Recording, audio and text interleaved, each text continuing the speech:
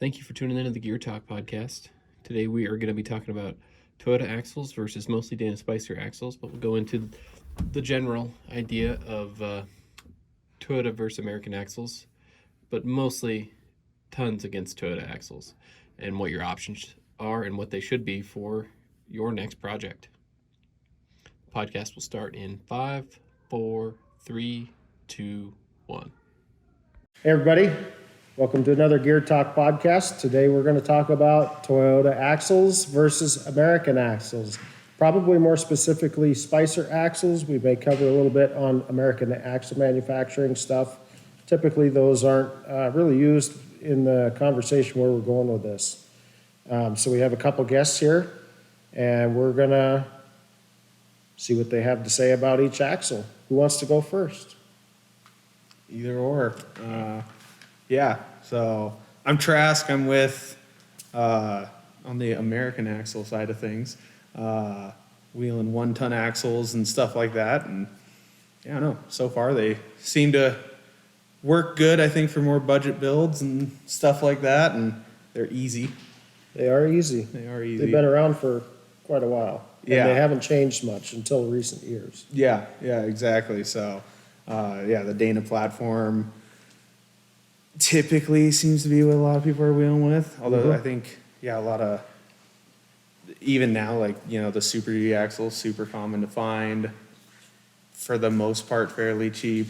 Especially the 99 to 04 Yeah. axles are real easy and real cheap because there's a billion of them. Yeah, those seem to be really taking the place of like the older Kingpin style axles as far as what everyone kind of wants to run nowadays, especially with like ball joint eliminator kits, stuff like that. For the guys that are concerned about ball joints, you can get those kits, get typically a larger U-joint in there than the older Kingpins could do without cutting out your inner C's and all that stuff.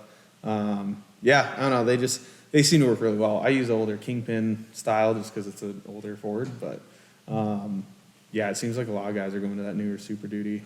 The only downside to the newer stuff is unit bearings, Yeah, which, depending on what you're doing, a lot of times it's not an issue. You could always go to a free spin kit or something like that, so you can have the old style wheel bearings. But that's really the only downside. That and nobody's usually using the factory Ford mounts and everything, so it's a little more cutting off on the newer ones than the older ones. They were just a little simpler, but yeah, and I do think that's like one of the things with like some of the Toyota axles, they come just ready to weld whatever you want on there, right? A lot of them have a couple leaf spring hangers. I know the later 80 series front axles have a ton of radius arm mounts and stuff on them that typically they're not worth cutting off, but the diffs out of them are pretty interchangeable with the rest of the housings. So you'll see guys pull those out and swap them into the other housings to get better pinion angles, stuff like that. But yeah, for the most part, they're older housings out of the pickups, and the 60 and 40 series are all just leaf sprung, so they're super easy to swap into stuff. Yeah. And the interchangeability of parts, they're all kind of the same axle spline, just pick and choose your diff parts and go from there. So Yeah. That part is nice. With the only Toyota axle I've played with, like the Dana's, like the older leaf sprung ones, they've got that leaf spring perch cast into the pumpkin there. So you're always dealing with that versus the Toyota ones. You can just like scarf everything off and full ready for whatever you want to put on. Toyota was a lot more universal. Like Dana 60s and even some of the rear stuff from the 70s to the early 90s. Some of them did have the leaf spring perch cast right into the diff. Some of them didn't. It just depended on the who they were making it for. Yeah. Most of the parts were interchangeable, except the axle shafts. Otherwise, Toyota had quite a bit more interchangeability. Probably just the axle shaft lengths was really all that was different, depending on what kind of vehicle you had back then. But it was all the same stuff for probably longer than what Spicer. I mean, you had mid 70s till, even present day, you've got all 30 spline diffs. You get a few variants that are 32 spline, but for the most part, they're like out of the 4Runner and the pickups and stuff, it's all 30 spline and just varying diff offsets and lengths. And most of that closed knuckle stuff was the same too, from back then all the way up to Yeah. 90 something. I Yeah, think. late 80s, early 90s, Like they went 90, to a slightly 92. bigger knuckle, but still 30 spline stuff. And the newer ones have a kind of weird, like, it's almost like a fine spline, but really small diameter outer from the factory. So plenty of companies that make upgrades for them. But yeah, the older stuff between pickup, 60 series, 40 series, they're all interchangeable hubs and outer axle shafts and everything. So it's just the inners that really changed. Yeah, those Japanese vehicles were, they didn't have a lot of options compared to, No. you could have 6 different front axles or something in an 80s truck, and Yeah. it was a whole other ballgame, but it worked out for them. And it still works out for a lot of people now. A lot easier. There's not so many, I don't think there's as big of an aftermarket in the Toyota stuff. Just apples to apples comparison of how many people are making stuff, Yeah. compared to, Spicer stuff. Yeah, But there's really only like 3 or 4 manufacturers that are really specializing in the Toyota stuff, and you can build them really strong to a point, and then it's tough to get them past there as far as finding parts to do it. yeah, Yep. but all the, little nuts and bolts were all the same for a lot of that stuff too. You can't do that in any of the newer domestic vehicles anyway. Yeah, like the front axle in my truck, it's got a diff from a 97 80 series, axles out of, well, axle shaft lengths are custom, but the knuckles are off of a 74 series Land Cruiser from Japan, and like, it's all sorts of different. I think I got every single Land Cruiser breed mixed into that one axle, so. Yeah, mine's basically straight out of an '89 Ford pickup, except for the knuckles. So, 'cause those Ford knuckles were weaker than the Chevy and Dodge knuckles. And yeah, one day we were out on the trail, and my truck just decided to lose the front wheel, so that was pretty neat. It just That's gotta be a fun ride. literally just cracked right along the top of the King, like that top Oh, yeah. part. Yeah, just right off. pieced out. Oh, That's awesome. exciting. Yeah, it was a good day.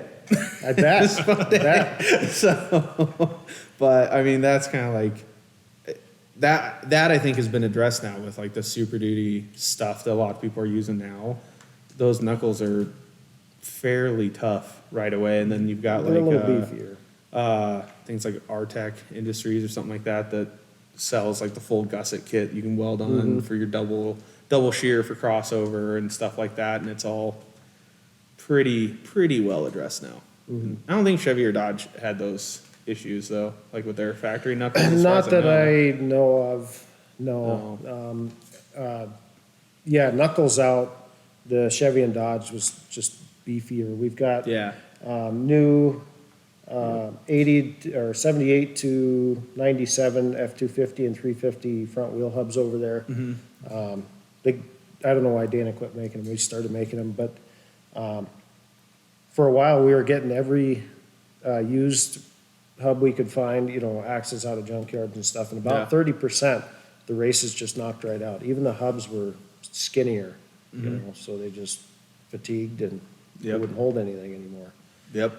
But Dodge and Chevy never had that issue. They ran, I mean, their hubs alone were, and spindles were, 3 inches longer, Yeah. 20 pounds heavier. Yep. I don't know why Ford was different, but they were. Yeah, I don't know. I think that it's yeah, I don't know. I haven't noticed too much issue with like any of that strength, even on 42s. Everything has stayed together pretty well so far. But yeah, that was like the hard thing now is those axles are getting so hard to find because everyone wants them, They and are. now everything is driver's side drop. So, if you're using American axles, everyone's gunning for Ford axles if they want the old stuff. So I think a lot of people are still pretty timid about the unit bearings and stuff in the Super Duties, like those style axles. I think some people are still worried, but it's starting to pick up with some more popularity. Yeah, I mean, there are ways to get rid of them, and Yeah. they do last. I mean, on a farm truck or ranch truck, I mean, you can still get a couple 100,000 miles on them if you yeah. don't get too many good Yeah. hard stomps on them. Even bucking around in the field Yeah. quite a bit, they still hold up pretty good. Yeah, I think so. I think so, as long as you're not relying on that vacuum supplied Yeah. hub lock, which I don't know why you would be, but I don't know. And, those were either automatic or Yeah. you could turn to lock. Yep. And a lot of people, I don't know if they didn't know that or what, but yeah, you can turn them in. Of course, it's sucking water into the backside of your wheel bearing, so the little axle shaft support needle bearing gets rusted out. and Yep. Sucks everything up into the vacuum system. Yep. And, yeah, you're best just cutting the lines off and capping everything and Yeah. Yeah. going the other route. Yep, exactly. Just going full locking hub. Don't worry about it. Yeah, absolutely. simple. Absolutely. Yeah. Let's get into some talking points here. Ground clearance versus strength. I believe Toyota's got a little bit better Toyota's got the lead on ground that clearance out of the gate there. Yeah, Toyota's definitely got that lead on that one Yeah, for sure. Better ground clearance, and the housings for the most part are Yeah. nice and smooth across the bottom. They don't have like 14 bolt has a big old wedge in the bottom of it that likes to catch on stuff. But I still catch it on quite a few things, especially so 4Runner that I'm wheeling used to have an 8-inch rear diff in it. It's got a 9.5 now out of a Land Cruiser, and I noticed that extra 1.5 inch, like it catches on a lot of stuff, but Yeah. it does tend to slide off a little bit easier than I've noticed guys with the actual cast center sections do, but that kind of depends on which axle you have and what you're doing there. Yeah, Tire absolutely. size. Probably a little welding of just a nice, smooth skid rail would go a long way for fixing a lot of the Yeah, hang-up problems. Yeah. Yeah, I think that the full-size axles, like a ton of strength right out of the gate. You're not as worried about bending them for the most part. I mean, a standard untrust 60 is going to put up with a ton of abuse. It will. And, but yeah, your downside is that you better have a armored diff cover because that thing's gonna be used as your skid plate for a lot of stuff. And yeah, you better not be too concerned about the paint on the bottom side of your rear diff because it's going away. It's going away. Like, it's definitely, and yeah, if you're wheeling a 14 bolt, like the guys with unshaved 14 bolts, they're catching on some stuff. Same with the Sterlings. I think the Sterlings drop. I don't think they catch as much because they don't have like that definitive bottom. Like, They square don't, but wedge. it's very pronounced. Yeah. Dish going Yep. down, so if you catch it too high, it still kind of catches. Oh yeah, it still stops you. I definitely have had. That's what I have in the back of my Ford is just like the Sterling that came in it from 1990, and yeah, it slides off. I mean, yeah, you still know like when you're driving, all of a sudden you're like, oh yeah, that was caught it. Just need bigger tires, right? Yeah, the 42s are a little small, so yeah. So how about versus strength? Is it worth having a little bit more downhang? Because you're not so worried about actually banging into something?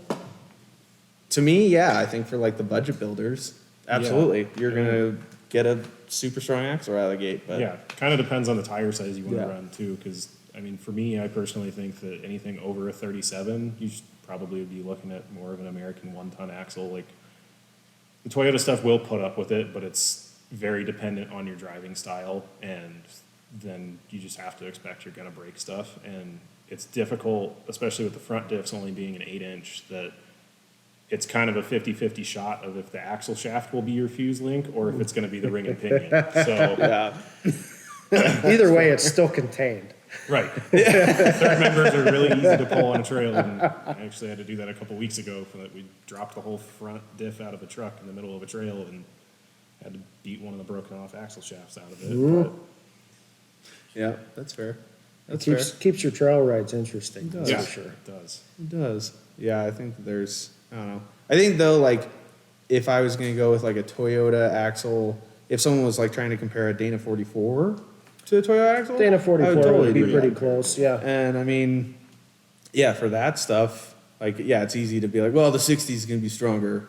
Duh. Well, obviously. But like a 44 compared to like what you're running in the front of yours, Yeah, I would they're definitely pretty run what similar. you got. And then like my rear diff it's a 9.5-inch ring gear, so it's actually about the I was same gonna say size as a 60 60. size. Yeah. But the pinion shaft on it's only 27 spline and super tiny, so it's, are you gonna break that, or is it gonna be the 30 spline axle shaft that goes first? And Right. so it's, I have a Dana 60 ring gear, but then the supporting stuff around it's not the same as a 60 would be, Gotcha. so.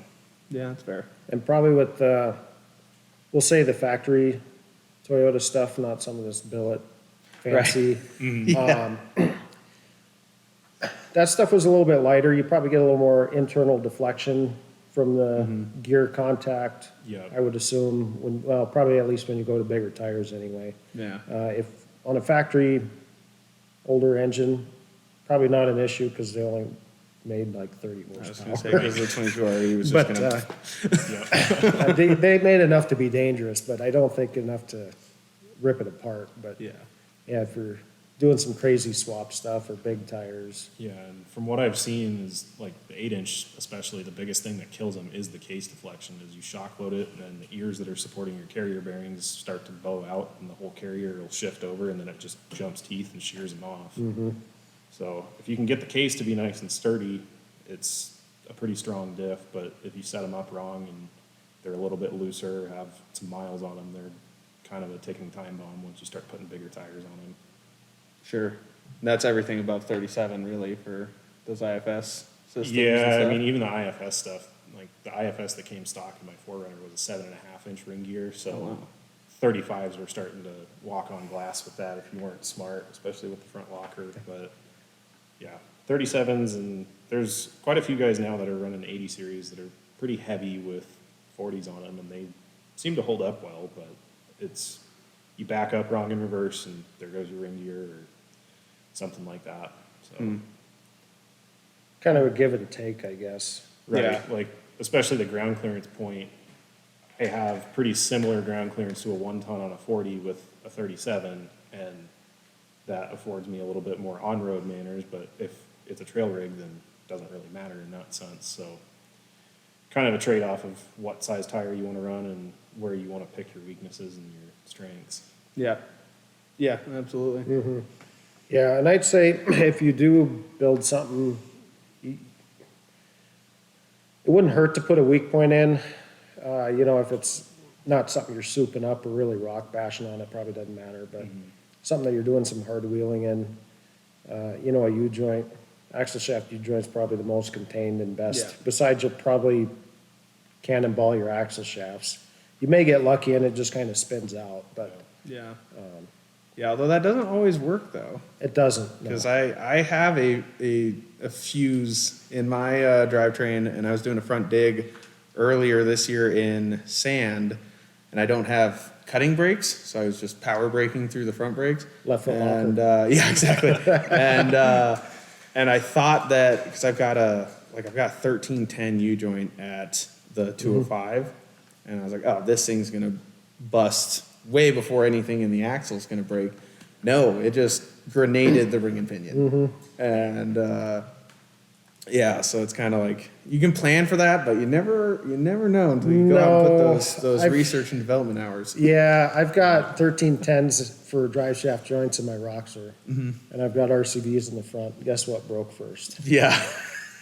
Yeah, I set my rear axle up pretty much going through everything. It should be an axle shaft that lets loose first before the pinion does, or the ring and pinion, or anything, but I haven't found the weak point yet, and I'm very curious to see if it's gonna be a ring and pinion or one of those axle shafts. Well, you know you're only gonna find that when you're 20 miles from cell service, probably by yourself because Forgot that's to just bring what my happened.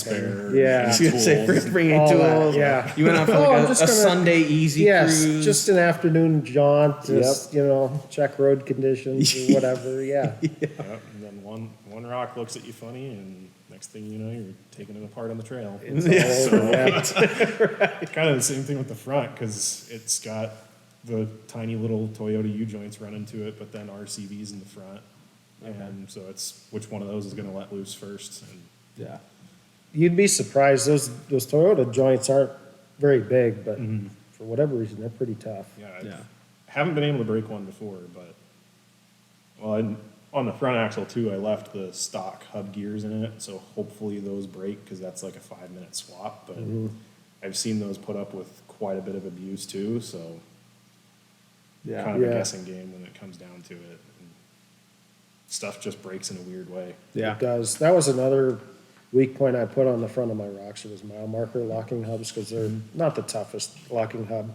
And of course, those survived Yeah. before an RCV shaft did too. Yeah. Yeah, I have mile markers too because they were quick and fast to get because I upgraded to the 35 swine outers. And yeah, I took a lot of grief for that, and they have been 100% fine with everything I've done. They do, if you take them apart and look, the steel gears do wear into the aluminum casting. And actually, when I broke, I thought that's what it was. And no. But yeah, eventually one day it'll probably blow apart on you, but that's an easy fix and Yeah, if don't I, really have to worry if about all I it. ever broke was hubs, I'd be super And happy. at a certain point, it just becomes a game of which part got fatigued more than the rest of them too. Right, As the right. parts get older, and they're just going to start breaking down and letting loose when they need to. Yeah. Whenever they've had enough. Yeah. Yeah. Micro fractures and all that other garbage. Yeah. That really sneaks up on you. Right.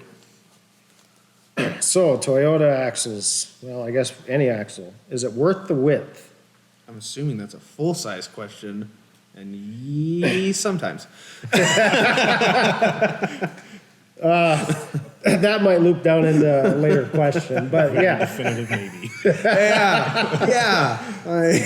I don't know. Sometimes when your friends in Toyotas can go up all the really cool skinny trails and you're sitting there like the fat kid in the back, no, they're not worth it. Yeah. But other times when they're, you're looking at a rock wall and they're like, oh, I don't really know if I should do that. And you can just pile drive into it with your full size axles. Yeah, totally worth it. Yeah, I know. I think off cambers where you probably see that the most because Yeah. like I purposely made my axles fairly narrow for the trails around here and just overall look of the truck and everything. But there's a lot of times that I get it up on side hills, and if my suspension was a little more solid or whatnot, then sure, maybe I'd be all right. But it'd be nice if I was another foot wider and just had that nice wide stance on it. So That's Yeah. what I run into with my Roxer. It's nice and narrow, about the size of this table. Well, a little bigger, but That size is stable. it does pretty good on most side hills. There was, every year I go with family to off-road parks and stuff around the country, and we went to Windrock this year. Okay. And there was this nice cutout notch, and it was either straddle it or try and go up and around it, but if you slide in, you're not gonna have a good day. Yeah. Or you could put your tire in the one tire in the bottom, and then there was this little ledge that the upper tire would catch. Well, everybody else got through that, besides one Jeep that tried to straddle and slipped off, got through that pretty good. They either went up and around, or most of them just went through the V. And I tried to do that. My tires, so where it came up, it was a high side and then down into a little ledge where they had their tires. Of course, I'm right on the high side. And I ended up having two tires off the ground just scraping through it because I wasn't wide enough. Luckily, I had lockers, so it wasn't really an issue. When it just eased into it, started slipping, looked out. Okay, hit the lockers, keep going. Look out as I'm going. Oh, those tires are off the ground. So in that case, width would have been perfect. But then all the rest of the stuff, at Windrock, and then we've done Roush Creek. The full-size Jeeps have troubles getting up and around stuff, and I can just pick and choose my line, and I just let it idle right up. I don't even have to sweat. Yeah. So there's good things and bad things, I guess, about width. Yeah, definitely. I wheel with a guy that has a FJ40 on just 33s, and he can that thing is like a little shopping cart and just kind of around all this stuff that myself and a couple of my other friends in full-size rigs, you have to go over, especially on trails around here where everything's pretty tight. You don't get a line choice. The Yeah. trail is one line only the whole way. Yeah. Exactly. It's like, well, we're going this way, and we've got. There's pretty much every time I go off-roading, it's just like it's literally just a game of inches. It's just like we'll clear that, or we'll just rub it a little. And maybe it's not more than a little, but but then being wider axles, probably if you're trying to get up and around stuff, and if it's big off camber, you got a little advantage too Yeah. of placement versus if you're narrow trying to go up and around something that's real tight. Yeah, I can definitely. You're gonna feel that. I can span a lot of stuff that, because like I have a 4Runner too that I'll, when my Ford is broken or I just don't feel like driving it that day, I'll take the 4Runner out just for a different, smaller time. But there's been a couple trails that we've wound up on with that I've been on with my red truck a bunch and felt totally fine. And the 4Runner is like a totally different feel. You know, I'm on an obstacle. I'm like, oh, this is a great one, no problem, and hit it with the 4Runner. I'm like, oh, this is a little bit scarier. Wait a minute. So, yeah, it's just. Oh, my phone slid off the dash. Just pick it right up off the ground. Yeah. Like it's definitely a different. It's fun though. Like it's just different experience, and it's cool. Like riding with some of my friends, some of the spots they can fit, pretty neat. But yeah, I do like the safety of the, like you can go on some really off camber stuff with that thing, and it's, you know, not gonna roll. No. You can be sitting in it like this, and you're like, yeah, no, we're totally. It feels extreme. Then you see a photo, and you're like, oh, that was nothing. nothing. Wow, I'm not even gonna show anyone this. Yeah. Speaking of photos, well, taking videos of stuff. Yeah. I figured out on my GoPro this last trip. It's on Hero 6 and newer. You can get the telemetry, so you can show if you got it mounted to a windshield and stuff. Yeah. You can see how far you go. And this last time I figured out I went a little farther in angle than I thought I was going, and it felt like that kind of an angle. But that was a neat little thing I found with the GoPros. You can actually get some perspective because the GoPros never show. Yeah. The wide angle lens really ruins the Yeah, perspective on them. but with that Even on a overlay, regular lens. Yeah, You're, yeah, even you're like, regular. check this out, isn't this cool? And everyone's like, neat. Yeah. You bump up on a Yeah. curb. That's awesome. yeah. It's a nice flat road Yeah. out there. But nowadays you can get some perspective and. Oh, that's and, cool. yeah, if you ever get a newer GoPro or if you have a newer one, Yeah. try that out. Yeah, that's really And sweet. hopefully don't crap your chaps when you see what you were doing. Oh, I was doing that? Yeah, I guess I was. Yep. Yeah. I don't know. I think that's the only time they're really worth the width is, like you were saying, when it's off camber, stuff like that. Otherwise, I don't know. I guess it also just, kind of depends on where you are, but anywhere with trees, tight trails, 2-8 axles, for sure. Yeah. For sure take the win, unless you're trying to run huge tires.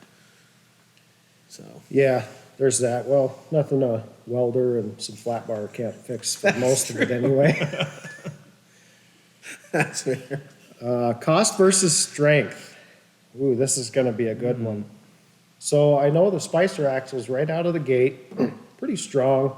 Even the Dana 44s are not bad. Yeah. If you get down into mudding in the south like they do with the 80-inch tires and, alcohol blown engines, that's, you'll be twisting those in half. But I mean, chrome moly axle shafts or RCVs or whatever you want to do, and they don't need much else, generally speaking, as kind of an entry, putt around. Yeah. I mean, if you're building something that's, say, on 37s in a pickup or a Blazer or whatever, you can basically pick up anything Dana 44 and up for relatively cheap.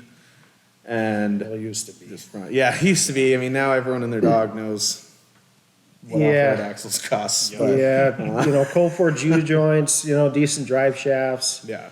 There wasn't good ball joints or, as long as your kingpins are in good shape, if it's a kingpin axle. Yeah. That's pretty much it. I don't know too much about Toyota. For the most part, as far as strength, like pretty much any of them, you don't have to touch them until you start running 35s or 37s. Once you get into 37s, then you kind of got to start either expecting to replace a lot of parts on the trail or start throwing some money at them with chromoly axle shafts and whatnot. But I mean, the parts are there; they're easy to get. It's kind of just that 35 to 37-inch tire is really the break point of where they start needing some help. And the older front axles out of them too, the trunnion bearings in them are pretty sensitive, so kind of depends on the wheels you're running. Like if you got wide offset, they're going to really become a weak point, but there's kits out there to delete those and turn them into a Kingpin style, which is what I'm running in mine. Haven't had any issues with that, but it's kind of weird for me because I never had the experience of wheeling a stock Toyota solid axle. When I swapped that into my 4Runner, I basically went through the process of I have to find all the junkyard parts to build the axle, and I have to throw all of the upgrades at it because I just don't want to deal with it anymore, because I was so tired of wearing out parts in the IFS and breaking that I just didn't want to deal with it anymore. But IFS too, you can push that. 35s and 37s are pretty reliable on most of the stock components, and then I know a couple guys that are running up to 40-inch stickies on it, and it holds up pretty dang well for what it is. Wow. On IFS, that's pretty impressive. There's a guy I wheeled with a couple weeks ago. He's got a Tacoma on 39-inch red labels with a welded front diff, and That's it pretty gets impressive. up some stuff. And Yeah.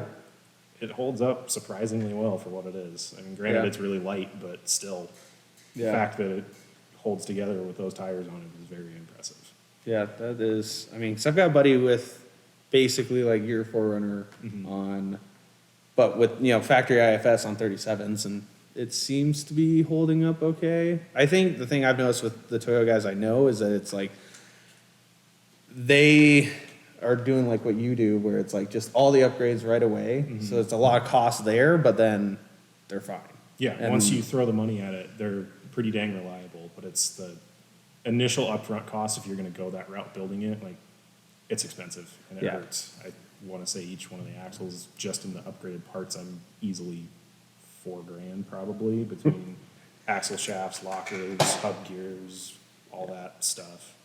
Yeah. So, they get expensive, but I did notice that they are a little bit cheaper from the little bit that I've looked into it than like if you were to do all the same stuff to a full size axle. Like, because what's like a set of RCVs for a Toyota solid axle?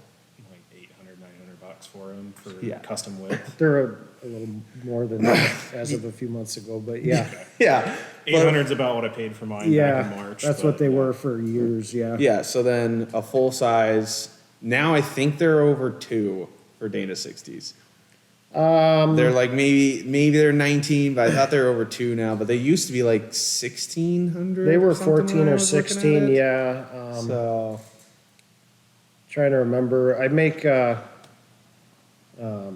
they're basically Super 60 axles. They're a little bit longer than Super 60 for the Dana 70 and that, for the Kodiak and Top Kick trucks. They're right around 2 now, I think, and Yeah. they used to not be that. yeah, I think when I was looking at them now, they're because everything's expensive now. But Yeah. and then like 6-shooter knuckles are like $600 or something Yeah, like that. or there's options now too that you can get keyed steering arms and still Yeah. run the four stud style. That's what I've got on mine is the keyed steering, because I figured that having that mechanical lock there would probably Yeah. be a little better. But even those, like, you can get the steering arms and machine your knuckles for less than $600. Yeah, So and- you can get pretty bulletproof steering on them for relatively cheap. Yeah, and my cranes were $1,200 for just Yeah. the knuckles, and I had to, and they just give it to you, and they're like, you drill the holes. And Figure out what it is. Yep. Okay, like you drill the holes, you paint it, you put the studs in. out here with a Here's your Harbor crap. Freight bed on a, Yep. Like it was just, it's because I've got like a bunch of different projects, and I was looking at, because I did happen upon a Toyota axle that I've done nothing to, but I was just looking at parts for it, and I was like, oh yeah, this is much more affordable than anything for my 60. But I mean, now, like, obviously with some inflation, everything's kind of not as great, but Yeah, I mean, even the lockers for them are a little cheaper. Yeah. Up until recently, for years, ARVs for Yep. any Toyota axle was $900. yeah. And now they're up to about $1,200, and I think the Dana 61s are Yeah. knocking the door on $1,400 or $1,500. So Yeah, and they were 12 when I Yeah. bought them. Back when yours were like $8.99, mine were like $12.50.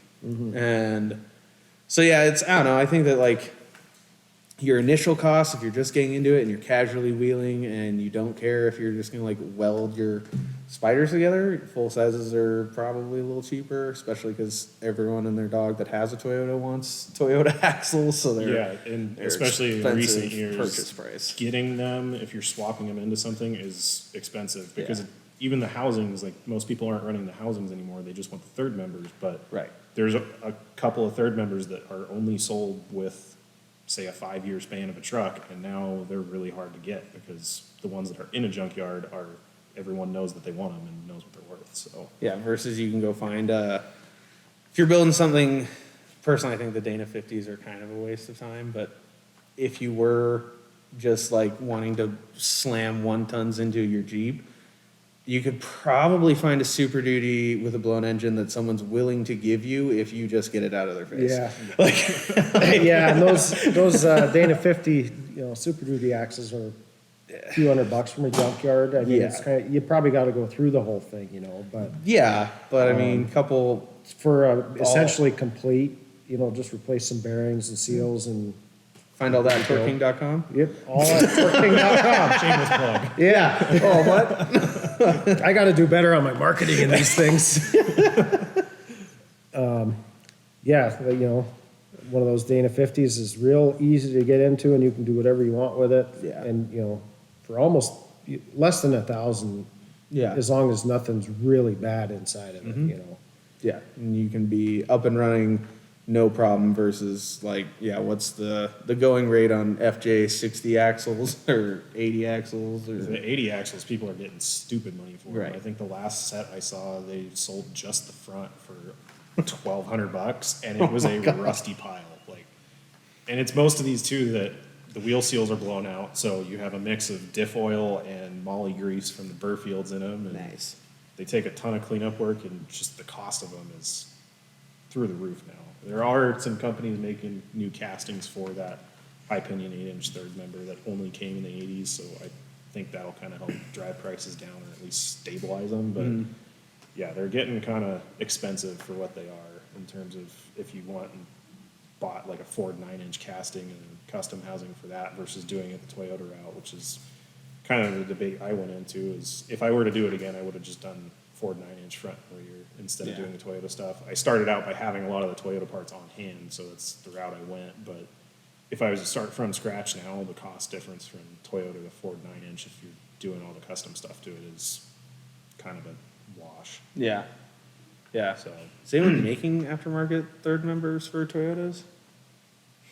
Like, There's they- probably somebody out there making a bill one somewhere. yeah, Right, I don't know think- who, but I'm sure somebody has at least done it once. Yeah. Just to say they did it, but Yeah. there's plenty of guys that make the housings for them. But yeah, the Yeah. third members, it's mostly just the stock Toyota ones that they're using. And Okay. I haven't really seen any of them like crack the housing or crack the third member casing on it. But Gotcha. Because I know in like the hot rod industry, they've got, a bunch of different, yeah, you can get a Ford 9-inch You know, from 9-inch. 15 different Yep. companies, bill it whatever parts you want. yeah, exactly. So I was just curious if anyone did that with Toyota. Yeah, not that I'm aware of, but they might be out there. It wouldn't surprise me. Yeah. Yeah. I'm sure anybody with a decent sized hobby grade CNC Start pumping them out. just plugged some numbers in and at least made one for himself. Yeah. Well, that's just it is, yeah, the people that make them for themselves, but no one else is benefiting from that. Yeah. So, Yeah, yeah. probably a missed opportunity for him. I think there'd be a decent market for him. Well, of course, Yeah, it that kind of stuff costs a lot, but. Yeah.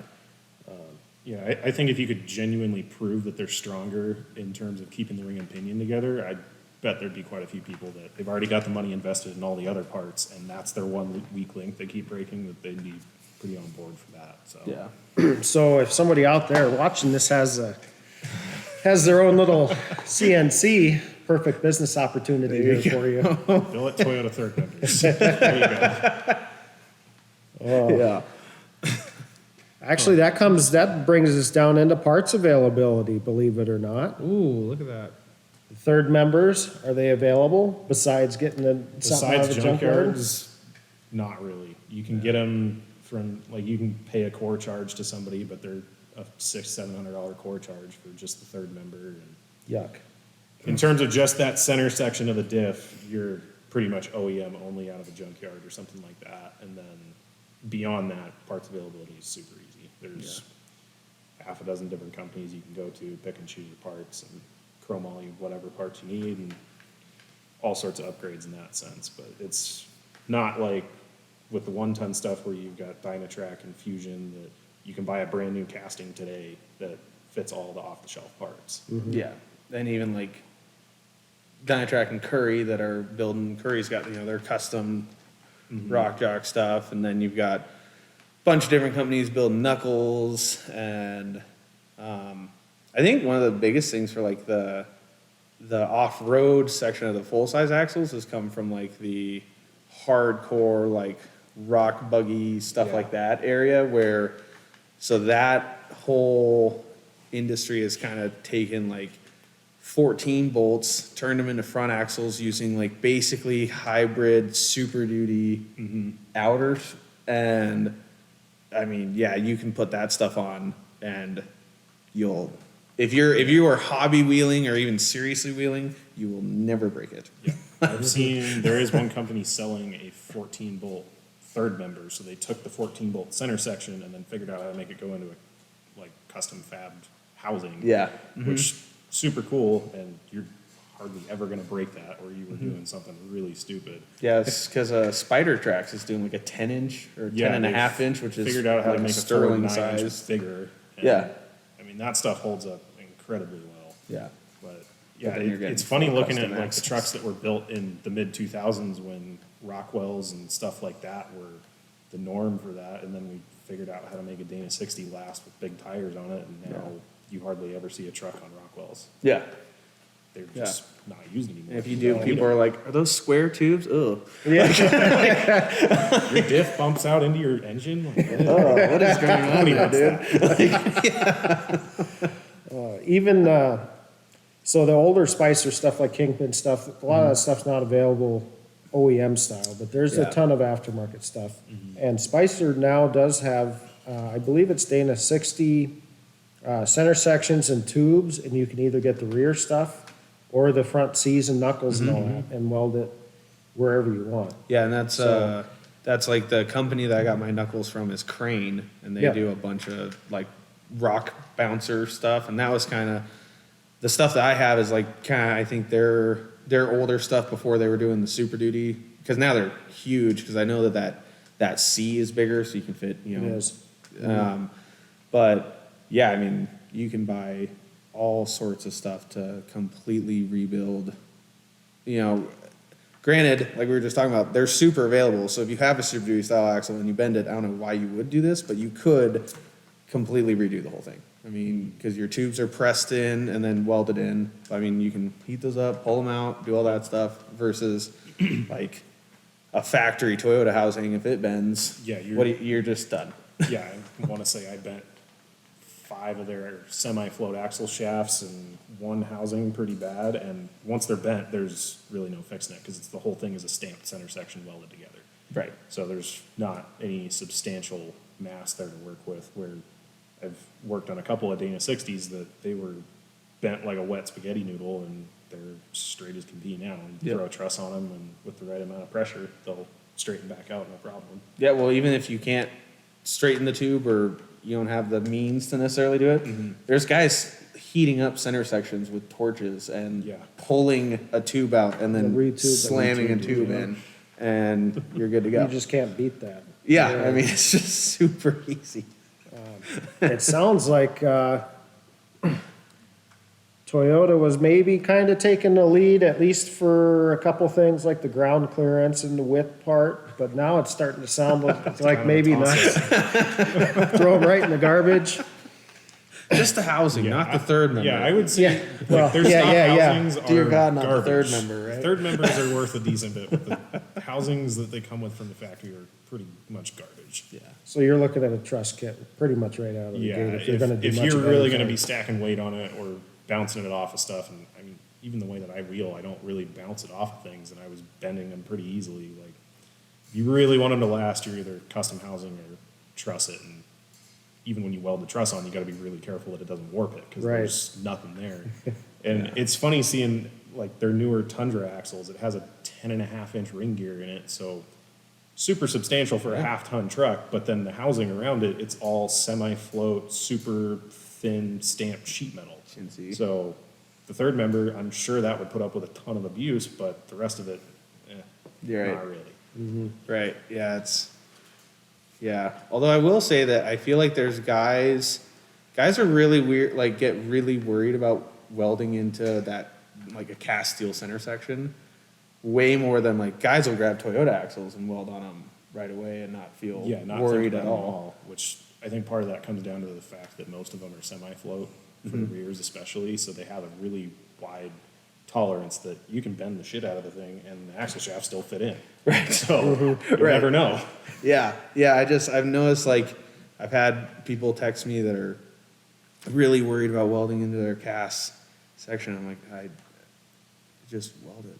Yeah. Just weld it. there's Maybe a lot of wrap people that it, do wrap it in a blinky when you're done. Like, Yeah. Yeah. you'll be fine. It's cast steel, not. Preheat it if you'd like. Yeah. It's I not mean, cast iron. It No. doesn't- yeah, exactly. It's doesn't not crack cast it. iron. You'll be fine. But it does. It weird. Like if we're talking about people that are doing it in their shop and doing it in their garage themselves, they are going to be a little bit more comfortable, I think, with the Toyota axle than Probably. welding onto that. Unless they listen to this podcast, in which case, Then they weld it. they'll- well, You'll be fine. The welder will preheat it for you. yes.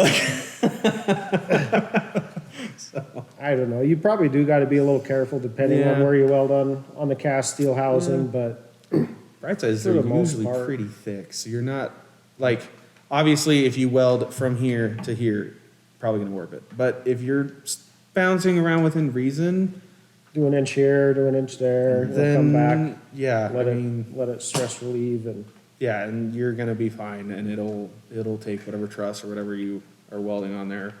Totally Yeah, okay. and most of the trusses out there are designed too so that when you weld them on, it breaks your welds up anyway. Right. 'Cause they're not gonna let you weld the whole. Yeah, just long start side of here the and axle go. in a one solid shot. bead, single pass.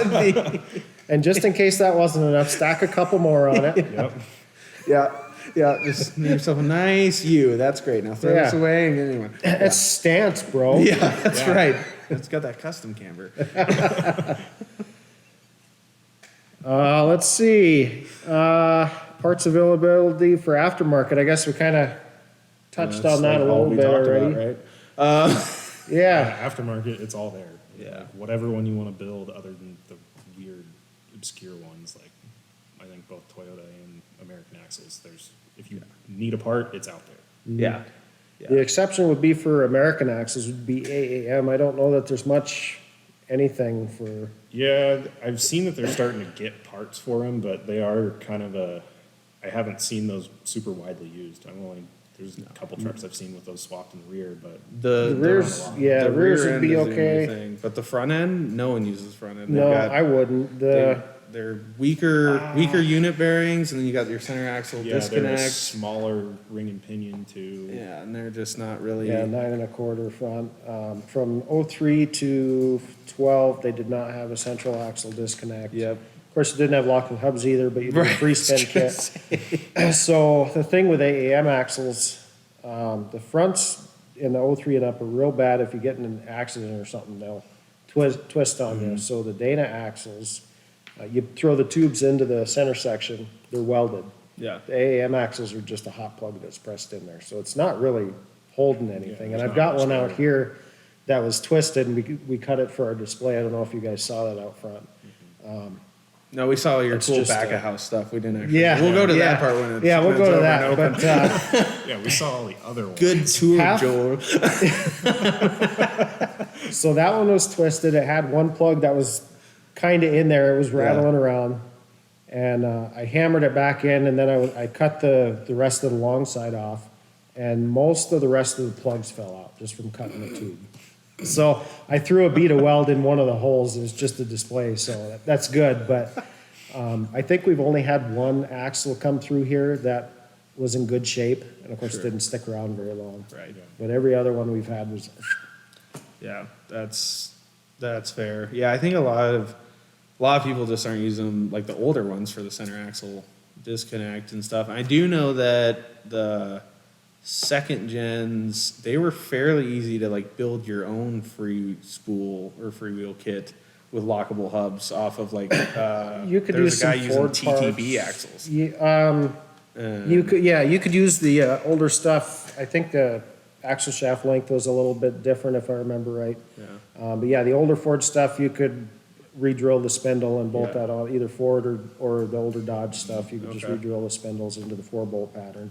Yeah, And that would work. A lot of people have done that. yeah.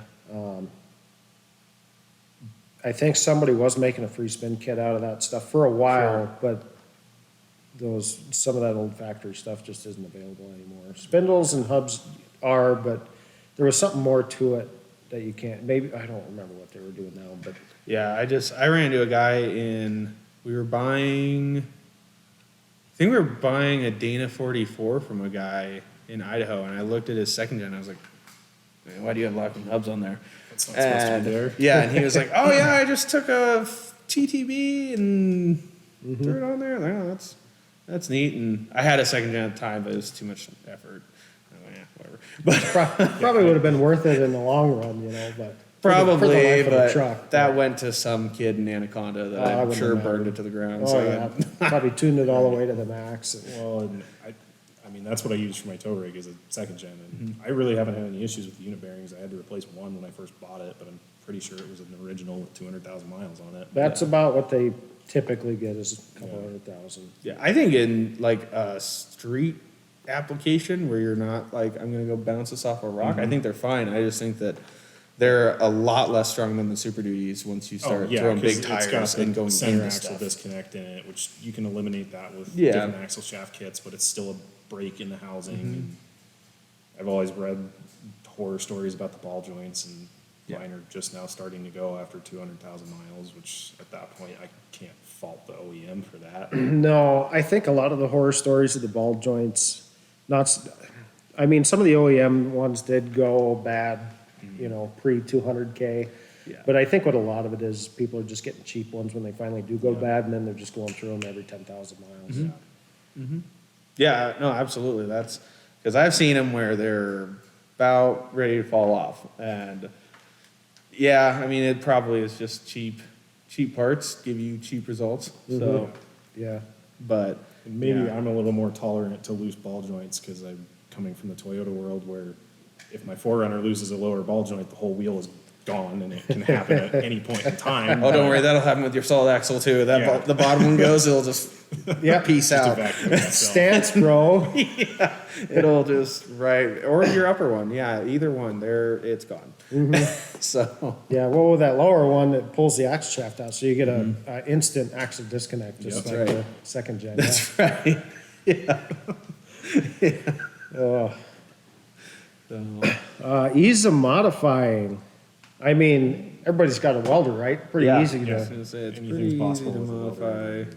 Pretty easy to modify. any Yeah, disc. I'd say as far as, well, I don't know. Let's touch on a guy just gets an axle and wants to look up on blog posts or something. I know there's a ton of stuff for the Dana axle. Have you seen a lot of stuff with Toyota axles? Yeah, I mean, I assume especially there mid would be. 2000s, it was super common. Guys get the pickup axles, rip them out, throw a truss on them, weld them back into the truck, and it was kind of the pirate 4x4 thing at the time that you'd throw links on it in the weekend, go see how it works, and if it sucks, you just redo it again. And I think that was common across both the full size and the Toyota stuff. Like, Yeah, there's probably like 100 different full-size forums, and I'm guessing probably 100 different Toyota forums on all sorts of different things to do and Yeah. and stuff like that. But yeah, a lot of the Yeah. information for the Toyota stuff, it's kind of stagnant and I guess outdated in the sense that everything that really can be done to them has been done at some point now without really starting to make some aggressive aftermarket parts. And now the guys are more shifting towards how do we make the IFS put up with 37s, 38s, 40s, and Yeah. beyond that, which that's its own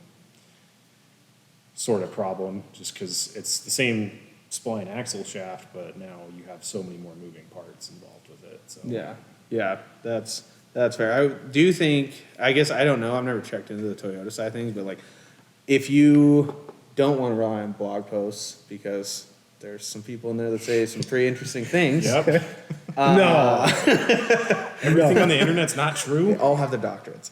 But They're like, YouTube certified. They're fine. there's a ton of like formal information, obviously in America, where American axles come from. Like, if you want like just what Dana tells you about their axle, you can find that stuff super easily.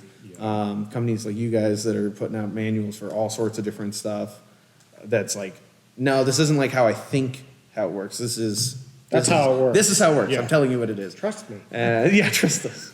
So Yeah, there's I don't not know if as there's much as much for that Toyota. Not for Toyota. really. Like, you can find a little bit of it, but it's kind of few and far between. There's one or two companies, and most of the information they have, they try to keep under wraps, and you got to actually call them to source that. It's Okay. not like open. Here's your full exploded manual. Download it, and you can get every single part number you're going to need and the variants across different years. Gotcha. So it's a little bit more difficult to if you're trying to compare stock for stock, and parts Yeah. interchangeability. It's a lot more difficult in that sense. Yeah, yeah, because that's like, I mean, anything and everything you want to know about a Dana axle is out there. Like It every is. single spec, every single tolerance, like everything is just there at your fingertips if you've got a computer. I will say that you want to go with the Dana published information if you can. Most of it's pretty good. I ran into some issues on my S110 in my 5500. I forget exactly what it was, but it wasn't right. It was like ring gear bolt torque or something like that. I don't remember. And you're like, this is not the number. That's not it. Yeah. But there's also a lot of information for, like on the Ford and Dodge. Most people don't have access to it, but a lot of people post the information on the dealer service pages. Yeah. And a lot of that is not even close to accurate, especially on the newer stuff. The older stuff, it was just copy pasta from Spicer mostly. Yep. The newer stuff, yeah, don't go with some of that dealer stuff. But it's weird Yeah. because the books that they publish are different than their service information for Oh, okay. dealers and the stuff that we have access to. Interesting. It's different. And I figured that out pretty quick. We were in here doing, you were working on the S110 and S111, I think. Some of that stuff was not. Yeah, the S110 and S111 share the same third member, but what I found is Dodge and Ford and Chevy all had different specs for the same pinion nut. Yeah. And then you'd look at different places on the Dodge stuff, and it'd be like, oh, it's 180. And the next one would be like, no, it's 380. Yeah. And then, Like huge differences. and I forget what the GM book said, but I looked it up on Dana and it was 6,800 pounds instead of 100 and whatever. Jeez. Jeez. So even now you got to watch out. And there was some stuff. I guess another example of that. This is a tool for the AAM 9 1/4 on the 03 and up Dodge. Tool that we make. There is other people that make a tool. It's got a longer handle, and this is a round piece welded on that never holds on. We sold these for years and years, and then all of a sudden people started pulling it off right there. Somewhere in there, somebody got some bad, I think it was the manufacturer service info, not from AAM. It's got the nuts on the side, differential adjusting nuts. I forget exactly what it is, but you get your backlash set up, and then for your preload, or to set your backlash, you go to 0, and then I think you loosen four holes. You have to tighten this one 4 holes. So it's back to 0, it's just shifted over, and then you tighten the 2 more holes or something like that. Well, somehow in this information, it was, back off 4, move this one 4, but they thought it was an additional 4, just the way it was worded. And then the additional 2 was 6. Well, these break at 5. So we had like 20 of these out in the wild within the span of a month. Everybody's calling, oh, these are breaking. I'm thinking, man, did we get a bad batch of material for these and whatever? And then we finally got from a couple of them, I found it on this page because they didn't get our book. And, I read it and I thought, well, 4 hole, 6 hole, whatever, okay, that looks right. Read our book. That's spelled out quite a bit better. Yeah. They were going 2 holes over, and that's what happened. So you do have to watch out for some of that information. Yeah. And of course, that is a little bit newer. Like I was saying, some of this newer information isn't exactly right. Yeah. But yeah, that older stuff. I mean, Spicer still has the old books online, and it's still still active and relevant and accurate. Yeah, yeah, you just want to stay off the forums for some of those things. 'Cause Yeah. they do not know what they're talking about. Or like if you've ever seen some of the off-road forums for like when Dodge switched over to AAM, and the arguments there are fantastic. I think the best example of that I have for the Toyota stuff is setting the preload on the steering knuckle trunnion bearings, because there's some guys that say you never have to swap the shims, you can only just use what it came with from the factory. And there is such a wide range of how people set them up and what they torque different parts to, and Yeah. it's kind of which one is right if they all work. And I don't think I've ever found the actual published Toyota manual of how to do it.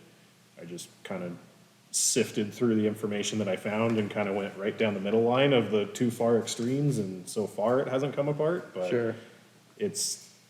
there's a very wide range of misinformation you can get for that stuff. Because finding the OEM specifications seems to be a lot more difficult than the Spicer stuff. Yeah, yeah. I mean, it's everywhere until you go to the aftermarket stuff, and then it's like for the kingpins, you know, the spring eliminator, so when you're running bigger tires, it doesn't just fatigue out right away. That's where you start to see a little bit more weird info, but there's no factory info. It's just kind of go with what you feel. Of course, it's not a factory part either. Yeah, exactly. So, it's just bolted down. If you can still turn it by hand, you're good. Yeah, And yeah. it doesn't, Feels a little tight, it'll wear in. You're yeah. good. I assume the Toyotas would be similar to the Spicers.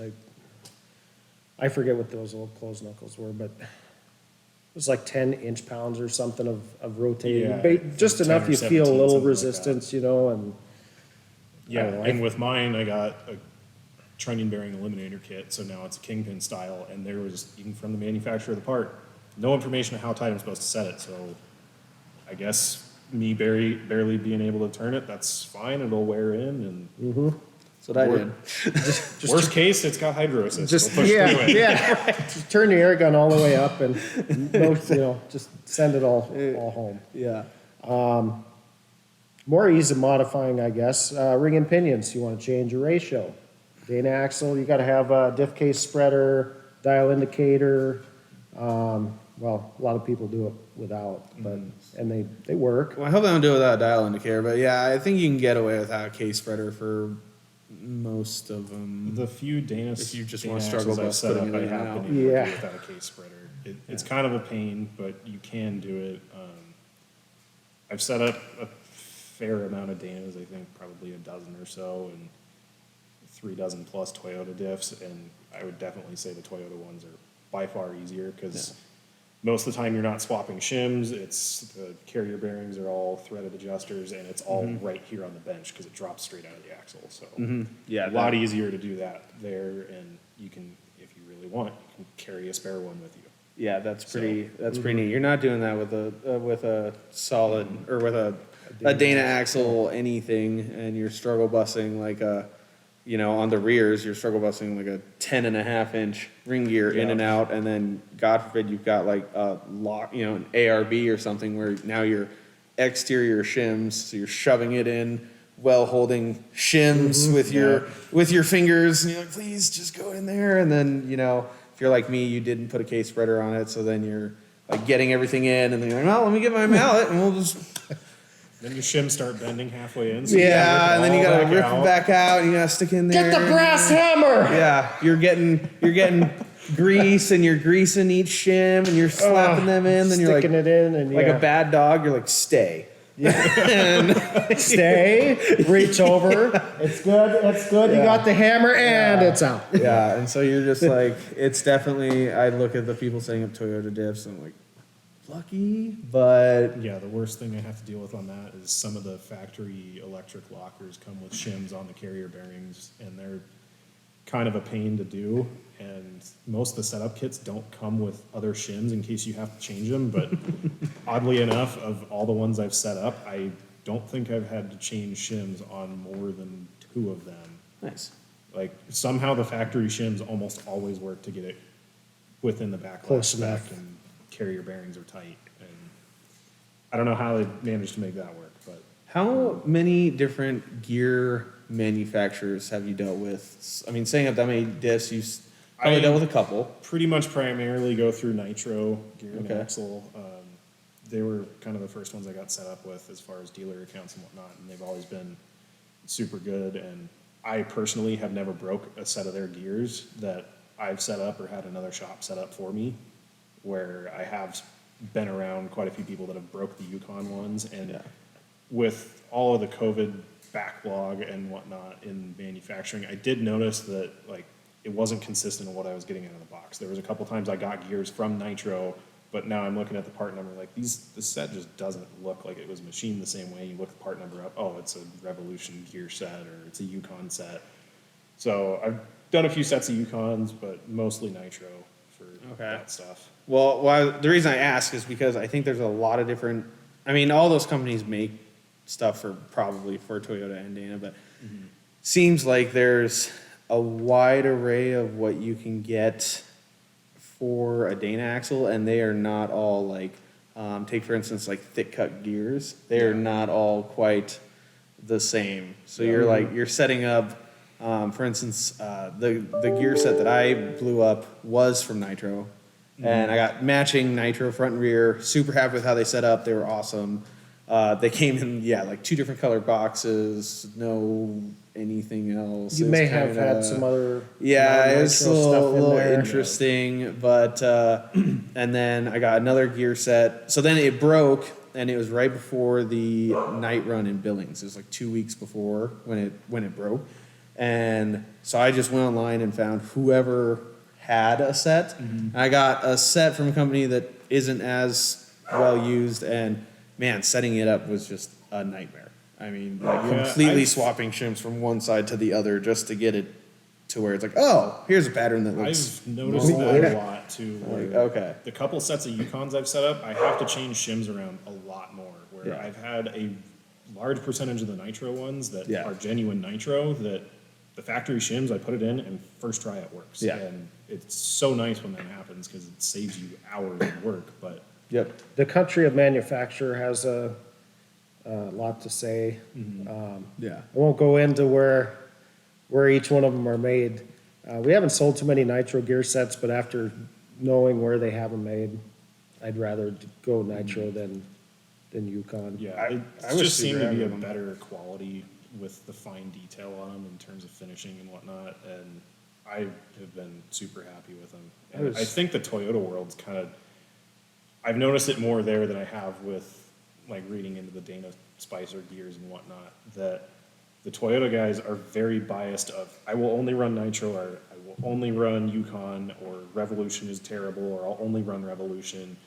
They seem very biased as far as gear manufacturer makes a huge difference, where it seems the Dana market, you can kind of throw whatever gears in there, and for the most part, they're not going to break. Oh, don't worry. You'll run into people that'll tell you And- exactly why you're stupid, and you should only have purple boxes in your garage. Oh, and God, you're a yeah. sinner if you don't. And Yeah, I mean, they're all kind of the one thing. Like with the Nitro stuff, you better have that virtue called patience, because their customer Yes. service. Like now, I have this poor gal that I bug whenever I need gears.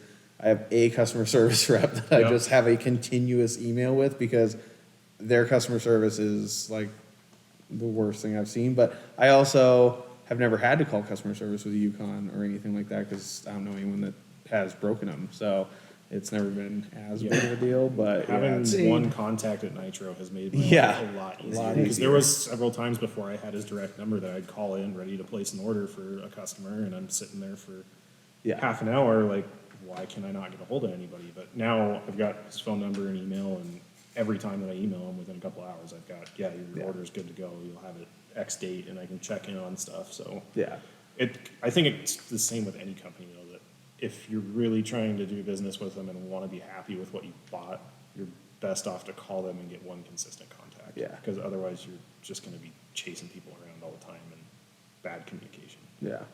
Yeah. Does Toyota, like, because like Spicer, you can get a bunch of different gear ratios directly from them. Yeah, Does you Toyota do that, or? Don't think so. I mean, for the most Basically part, just they stuck only with- offered the stock gear sets are either a 373, 410, or a 430. There was a few oddball 488s and 456s mixed in, but for the most part, it was only 410s. and 373s in the newer trucks. And it's kind of, I've never tried ordering directly from Toyota. I know you can get the bearings direct from them, but I don't know about gear sets anymore. Probably for the newer trucks, but the older, older 8-inch stuff. and 9.5 is probably not so much. They're like, just don't be so poor, buy new. Yeah. Buy a new truck. Keep building these things that last forever. We need you guys to buy some more stock. Yeah, that's. Why are you still using axles from the 70s? Right. Like, Yeah. yeah, it's going to be a sad day when they stop making all those parts, because now all of a sudden I can't get parts for my axles when all the 70s and 80s axle parts just no longer are there from them. Then you'll be looking at 1-ton swap. Yeah. Refer to this podcast for We some. won't have much Refer of to a this podcast. Come back to this. and Remember, you heard it here first, folks. Yeah, 1-tons forever. Yeah, I don't know. I think they're. This podcast just changed its names to Toyota versus Tons. I think. Yeah. No, I'm super like whatever your application is, like that's definitely what you should do. But I just think that the 1-tons are easier to like find and swap in than. Yeah, I think for swaps, anything they're else. definitely easier, unless you started in the Toyota platform or Yeah. want to keep it Toyota.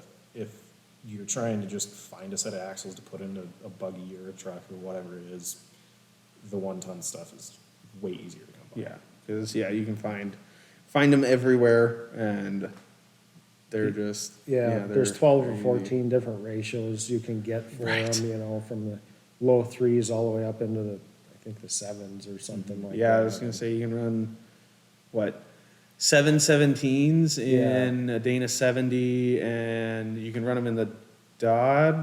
You can for sure run them in the Chevy front 60s. I don't know if you can run them in the. I would imagine you can run them in the Dodge. You front could run them in the 60s. Dodge those too, were the yeah. same in the They're the, except the Same Dodge center. 61, Yeah, the 303 ratio, they put Okay. in 89 to 93 or something like yeah, that. That had a huge pinion, so it was a different offset, but okay. you could probably make that up with gear spacers and stuff like that, I think. Just I stack think some we've said that. washers on the ring. Yeah, gear, simple I stuff. mean, yeah, Shaped like this after it's Yeah, torqued down. it's good. Yeah. high sides and low sides on the ring gear, no, don't worry about don't it. worry about That'll that. even out. Yeah, yeah, that's what oil changes are for. That's right. Yeah, because I know you can do that. I know the Ford, like what everyone loves to find, the Ford high pinion Kingpin 60. But I think you can only go to 538 in that. Yeah.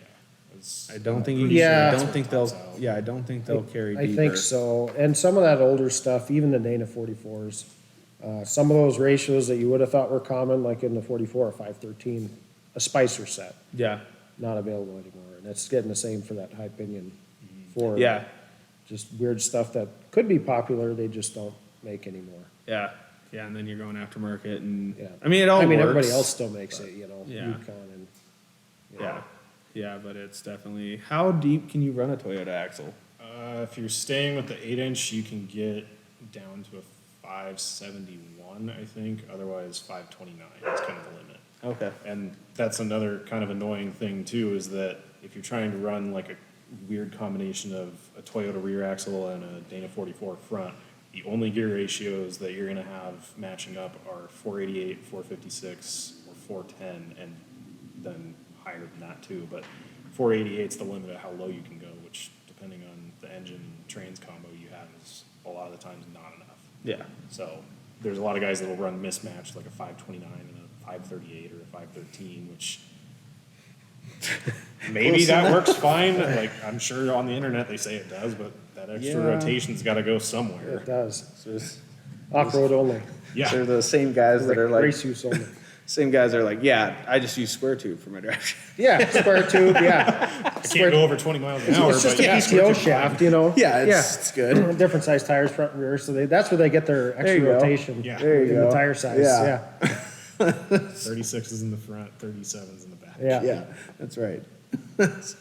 Yeah, I don't know. That's interesting. I didn't know that. That was something that Yeah, Yeah. I mean, that was the biggest reason why I ended up having to do a Toyota-based front axle was I already had the rear axle built, I had all the parts for it, and I was locked into the 529 ratio, and I still wanted it to be a truck that I could drive on the street in the snow or rain or whatever, so I needed the four-wheel drive to work.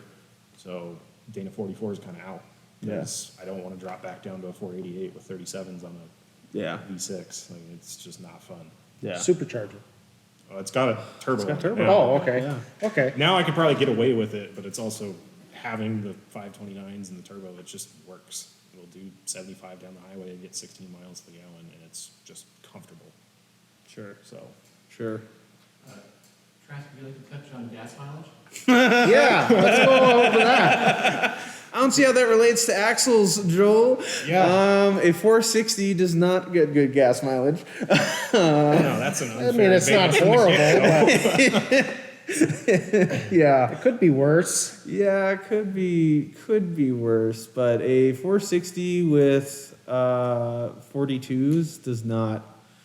It's not a good commuter. I still drive it as a daily, but it's not a good commuter. You It's, tell yourself it's practical, but it really is. yeah, really- no. I mean, when I was younger and it was on 37s, and I think at the time I started with I had a TTB 44, and that if you want to get tread off of your tires fast, you drive 37s with a TTB on the pavement, and it'll eat tires like you've never seen. Turn them into slicks. Yeah, and yeah, I had that, and it was okay to drive around town. And then the first solid axle swap I did was to it's like a ball joint 60 out of a 96 or something like that, and it was still okay. But then yeah, as soon as I stepped up into the bigger stuff, like the 42s, and then not that the Kingpin really affected it at all. It was basically the same wheel mount surface. But yeah, it's a little too big to go to the grocery store now, comfortably. Nah. I mean, you can, but I mean, it's- that's what I got my 5500 for. It's just a grocery getter. yeah, just a grocery getter, something to take to church. Yeah. You know, yeah, the gas mileage is not the best, but that's okay. I don't know. I do like that the full size axles. Like my buddy has a '84 Toyota pickup truck with it's a 44 in the front and a 60 in the rear, and it did get a lot of weight down low. So that thing like off camber and stuff, even without the, it's obviously it's the width too, but just you have a lot of the mass down low. So Yeah, everything, 500 pounds underneath. yeah, you know. it just really makes that thing want to stick to rocks versus a lighter axle, maybe not so much. Yeah, I think that was something we didn't really touch on, is even Yeah. my housings that are 3/8 wall tubing and 3/8 steel plate center sections, like fully loaded with internals, they're 350 pounds, maybe 400, and a stock 60 is over 400. So you Yeah. throw a truss on it and everything, and now you've got between front and rear 1,200 pounds on the ground, just super low, and it keeps it nice and planted. Yeah, that part's nice. I think they both have their pluses and their minuses to them. When it gets into snow wheeling, it's probably not a good thing to have the extra weight. No. Well, it depends on the snow. Usually you want to kind of float Yeah. as much as you can. Yeah, I think that's where you see a lot of Toyota guys that are like fairly dedicated snow wheelers. At least around here. Most of the I mean, dedicated ones are Toyotas or the Suzukis. Yeah. You got Dana Westfab with his Roxer. Yeah. He's building a dedicated, he was doing summer and winter with one, but now he's doing a dedicated one for Yeah. winter.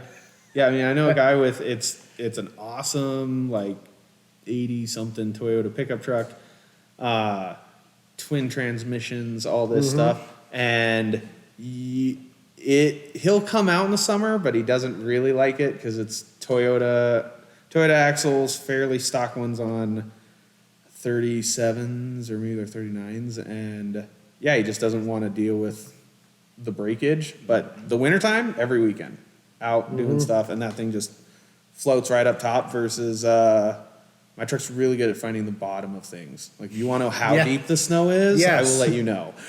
All the way down, it's down there, it's down there. It's down there. So I guess for, if you wanted to do both a lot of snow and a lot of summer wheeling or trail riding or whatever, built Toyota axle maybe, or maybe even some built-up Dana 44s or something like that, a Yeah. little lighter, not 60 or 80 heavy. Unless you had either tracks or big tires. Yeah. Yeah, no, I would do like, yeah, if I was doing a dedicated, trying to do it all in one, is really good at it, I would probably choose like a lighter body. I mean, I love wheeling my full size. It's pretty fun to get up places and then people will be really confused on how a pickup truck got there. But, yeah, I mean, like one of the next things I'm building is just a little FJ. But it's on 60s front and rear just because I want to run bigger tires. But it's, yeah, I mean, I think if you wanted to go a little lighter, you definitely get away with 44s. Nice, a little lighter package, but still have that width. Maybe build them just to be safe, Yeah. trusses and Yeah. nice U-joints and whatever Yeah. else you need to do to it. Yeah, at least weld the tubes and do a basic truss, something like that. Because that was something that like, I know, like the Ford Sterlings are super popular for twisting the tubes right out of the center. So they, you basically should immediately just weld them and stuff like that. I got away with it for years not, but maybe I just got lucky. Take a time bomb, maybe? Who knows? Yeah. I did decide to weld them finally because I was like, ooh, yeah, this is probably something as I do more The stuff, key it's is to gonna weld them work. when they're still square. Yeah, right. Right. So, Get a little opposite twist in your leaf Yeah. springs and yeah. So, I mean, I don't know. That stuff's nice. I don't know. I don't know how, like, the stock Burfields, those things break Yeah, pretty they're- quick, right? Especially the older ones because they're a 30 spline inner, but then they go down to I think it's a 24 or a 27 spline outer. So they are like glass. They break very easily. Yeah. But that's been pretty much fixed. You can either get long fields or RCVs that are 30 spline throughout. And I want to say the RCVs are warranted up to a 40-inch tire with no real horsepower restriction on it. So I looked at, oh no, I guess it wasn't their warranty, it was another one's, but yeah, that's kind of the general thing. They don't really put a horsepower warrant or Yeah. limit yeah, on them. They it's just, more just tire size. yeah, and it's only on the higher swine. Yeah. joints, it seems like too. Yeah, because the 60s are rated to like a 46-inch tire Yeah. or something like that, I think. Depends how you wheel. Yeah. Well, and that's the other thing is some of the stuff, I feel like some of those poor Toyota housings get bent just because there's a bunch of dudes that think it's really fun to like jump it onto rocks. It is. It is. Yeah. As long as it's not your vehicle. Yeah, it's fun to watch. I mean, I Yeah. thoroughly enjoy watching it. I don't know if that's, I would probably have fun doing it, but I don't think I'd have fun paying for it. Yeah. No. Replacing a housing every week is probably not the greatest thing. Yeah, it doesn't seem super. Yeah, I think when it comes down to it too, it's kind of what chassis you're building because like if you're building a Toyota pickup, the frame rails are only 2 inches tall in the front. They're real little, so it's Yeah. hanging a 1 ton off. That's a lot of leverage on that frame, and it's how long do you want that to last before now your frame's the weak link and your Yeah. axles don't care. Yeah, you're welding. You're definitely welding plates on and stuff like that. I know when we did Sam's, it was a lot of reinforcing, a lot of welding, stuff like that, which is great. But yeah, I think that doing like for me with a 1-ton truck, I think that I would just do it probably the same way that I did. But maybe for some of the Toyotas and stuff, it wouldn't be a bad idea to do a built Toyota axle if you have all the money to put down up front. I think the full sizes though, you get to throw an axle in and have, your big 1-ton truck and then just, you can kind of pay for it as you go. You can do, buy the parts as you break them rather than not want to have to deal with the fact that you have stock Burfields that are weak, stock hub gears and everything like that, that now realistically to be able to wheel it and have fun with it reliably, you got to throw the money down up front. yeah. It's a difference between like this might break versus this is going to break. Right. It's a matter of when, not if. Yeah. Right. Yeah. Yeah. Because I think, there's a lot of guys that get away with stock stuff on both sides, but There is. like you said, it's how you wheel. It's how you're getting through stuff. But yeah, I still probably would defer people to 1-ton stuff or Dana 44 and up stuff Yeah. if they're doing a swap. Obviously, anything below 44, if you're doing anything, Yeah. And there's always the option of taking a Dana axle and narrowing it to, like say you don't want the headaches of Toyota stuff. A little narrower. Well, let's say money isn't really an issue, then you can get your custom axle shafts and new tubes if you need it or whatever. And Yeah. I think if I was to build something off of a stock housing axle, Dana would be my first choice. If money was no object, then I'm kind of back to the Toyota, or really like a Ford 9-inch hybrid with some custom outers if money's no object, because Right, I some like custom the spider clearance tracks. of the little diffs, Yeah. but it's kind of the stock housings suck for Toyotas. I wouldn't ever want to go back to running those. So That's fair. Because, I mean, you're already dealing with custom drive shafts, or custom axle shafts anyways for anything aftermarket there. So, yeah, and a lot of the swaps too. The Toyotas were very limited in the widths you could get. It was pretty much really narrow or just barely wide enough. So yeah. Dana, you get a wider spread there, and I mean, if you need custom diff offsets and whatnot with Toyota, your custom axle shafts anyway. Like my front axle has the short sides out of a pickup, and then the long sides out of it's like an 80 series plus 3 inches or something. Okay. So easy to get, but if I was to ever break one of those, now finding a spare. Your special ordering. Yeah, I'm months out for RCV to send me a warranty replacement. So Yeah, okay. Fair enough. Yeah. there's definitely a trade-off there, being able to use custom parts or off the shelf. Yeah. Yeah. Custom parts are pretty sweet. Yeah, But- they're really cool sitting in the truck, but when Yeah. they break, it's Oh, a man. real Yeah, pain it's- because you it's- can't get them quickly. Yeah, it's a lot less cool. So I don't know. I like the Dana set, but I definitely like the Toyota set too. I mean, it's just kind of pick your evils. I do think, and I don't know if Toyota does this though, that some people can get tripped up with full size axles because like they make a semi float 14 bolt and a semi float Sterling, and I think I've seen it. I haven't seen anyone get duped by it, but I've seen people selling them online. They're like, oh, match set, what a great deal! And Yeah. people are looking and like, oh, this is a great deal. And then you start looking, and you're like, That's No, the that's most something's undesirable off. 14 bolt Yeah. I've ever seen. Something's off here. Yeah. yeah. And I don't know if there's anything tricky with like, is there trick C-clip ones that you need to be worried about? For the or- most part, as far as I know, they're all pretty much the same internally, and the semi-float stuff, pretty much everything out of the smaller trucks, so your Tacomas, your 4Runners, your Everything's little mini semi-float, pickups. right? Yeah, it's semi-float, but there are conversion kits that you can bolt on that will put the front full float hubs in the back, which is pretty much what I have on mine. It's welded to the housing because it's all custom built, but so my front and rear hubs are the same. Oh. So parts interchangeability there, super easy for wheel bearings, and That's super handy. yeah, if I really wanted to, I could run locking hubs in the back. I don't know why anyone would, but Hey man, all the Rockstar guys do it. I right? do it. I do it. And just in case I break something, I can unlock, pull a drive shaft, and it's completely isolated. Yeah, Yeah. I do like that because like the hardcore full floats, you're not.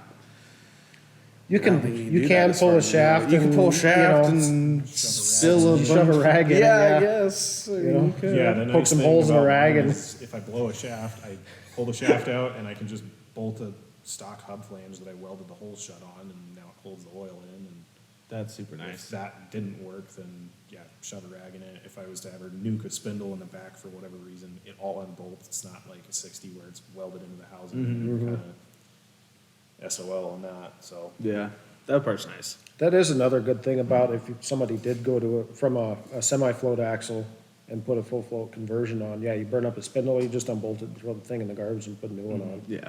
Or resurface it in the lathe. Good luck doing that with a, Yeah. Good luck. full float axle. Yeah. yeah, You I can mean, cut them even off. the There's Toyota spindles, you can get upgraded ones that are chromoly and everything, so you're not reliant on just stock spindles and hubs. Yeah. So Yeah, that part's nice. You're not really doing that with. I mean, you do it with your fronts, but yeah, your rears. It's a whole thing. I guess you can cut them off and. You can, I mean, there's the Turn back on. axle doctor, spindle surgeon, all those little micro businesses and people that travel all over the country, and they've got jigs to cut them off, and they weld a new one on. Yeah, sure, that's an option. You can fly a guy out with equipment, Yeah. and Definitely he do can that come to on wherever rock you are ride. on the side of the road. Yeah. Yeah. And Just do up the that. trail. Yeah, just right up the trail. Yeah, Just you know, just hike up with this machinery. it's just probably go down to rent a car and rent a Jeep. You'll be fine. Those Bring a rental generator. those rental just Jeeps will be fine. Yep. Oh no, if you bring an electric car or something, you can plug it right in. Plug there your you welder go. right Better. in. There Yeah, you go. It's good that we're discussing the cost-effective options. that Yeah. is yes. You know, we got to be thinking about the future here, guys. Yeah, that's right. I can't wait till some one-ton swaps a Tesla. It's gonna be awesome. I've already seen someone stick an LS in it, so it's only Yeah. a matter That's of about the time. best upgrade you could do. Yeah. Yeah. So I don't know.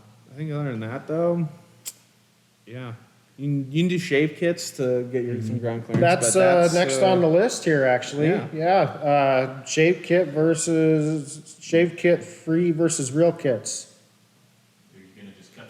Oh, free kits versus real kits. Yeah. So like your 14 bolt, just cut as much of it off as you can before Yeah. you lose your diff cover, or get like a 13 bolt or a 15 bolt kit, whatever they're called, and Yeah, just take an the inch and a shave half kits. out of it. Which they're pretty easy to do. I've done one of them and took a couple hours, but the changing ground clearance is pretty impressive. But I also have seen where guys do that and then they blow up quite a few 14 bolt ring and pinions. So Right. you kind of lose a little bit of strength there. Yeah. Yeah, no, I personally I think that when they designed these axles, they actually meant to have the ring gear that big. So milling it down, I'm not a huge fan of them. I think that just get bigger tires. Yeah. But I don't know. I mean, I think that there's guys that use them pretty successfully, but I know the 14 bolt seems to do it better. I know that the Sterling kits, you really are milling down your ring gear. There's not and much to those as it is. Yeah. You know? No.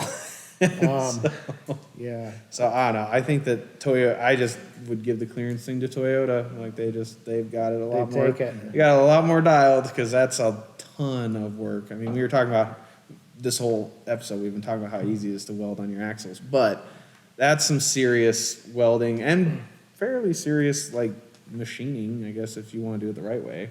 Yeah, Take a there's guys grinder that put to the it. ring pinion in before they weld on the bottom part Exactly, and just take a and just grinder grinder to it. it. Yeah. This is my mill. Yeah. But, Works great until it breaks that one ring and pinion set. And then Yeah. you're back to needing to have someone machine Then it. you gotta And now redo they're, it. they're hardened gear sets, so Yeah. you're trying to find someone that's a little more specialized too. Yep, yeah, and someone that's willing to put their tooling through that, Yep. and it's a whole thing, and I don't know. I think they work for some guys, and I'm sure there's guys that'll watch this and think that I'm really dumb, but I'm kind of on the but- same page though, like depending on how heavy your truck is, but yeah, I what would say you're take doing. what you can get in terms of grinding off some of the free stuff to smooth it out, but Yeah. taking that much off your ring gear, it kind of defeats the purpose of getting that big of an axle to me. yeah, exactly, like just go a little smaller then and Yeah. deal with that, but yeah, I don't know. I know they make them. I know it's pretty popular with some people, and yeah. Yeah, I've never done either myself.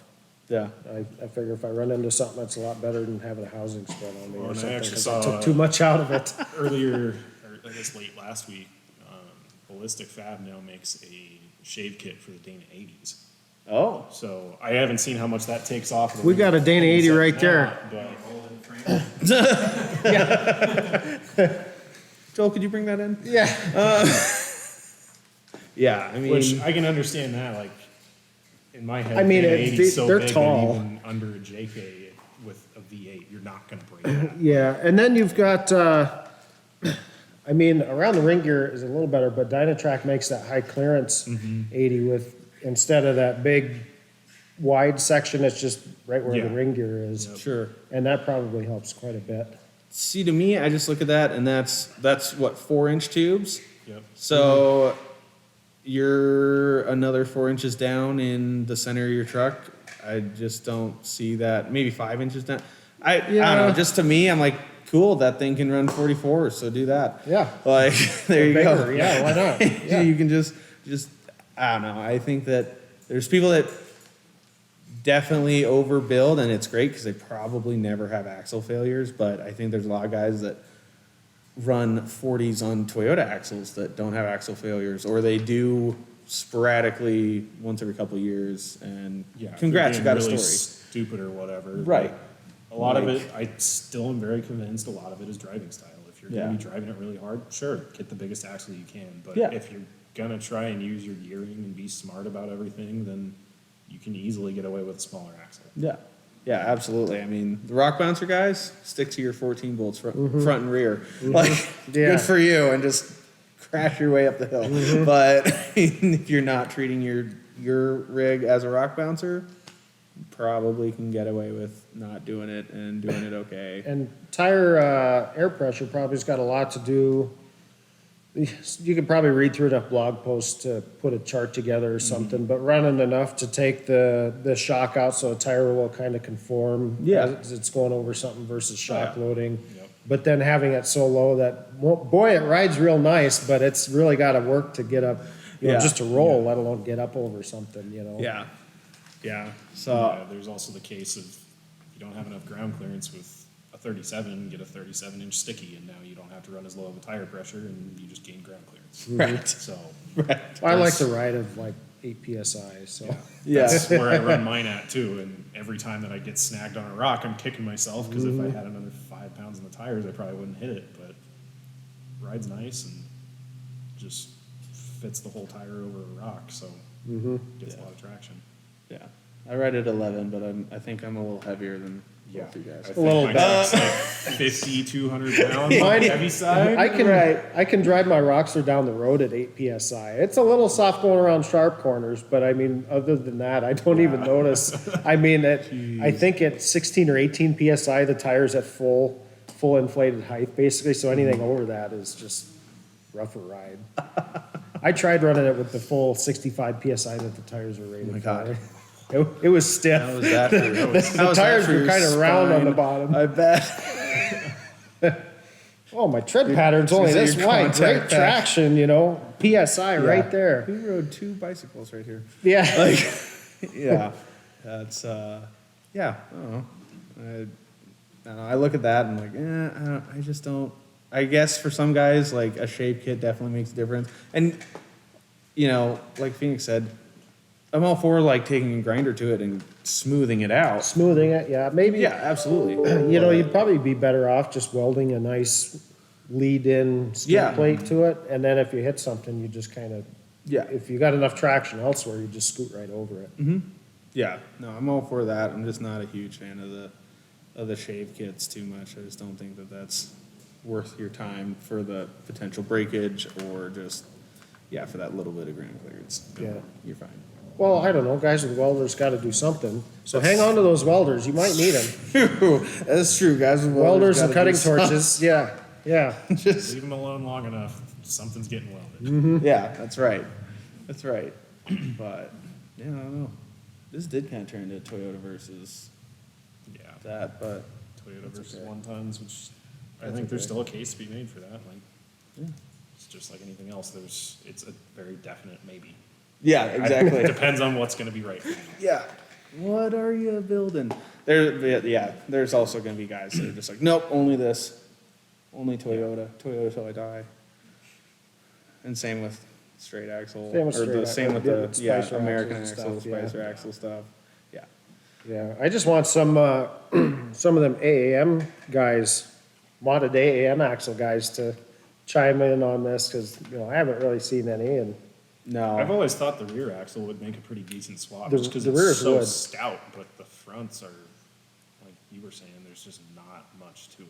No. Not their strength. they're points. kind of junk. Essentially, yeah. Mm-hmm. Yep. Yeah, they're either bending and twisting or just breaking in half or, yeah, pass. Pass. So the last talking point, is it true if you don't use it, you lose it?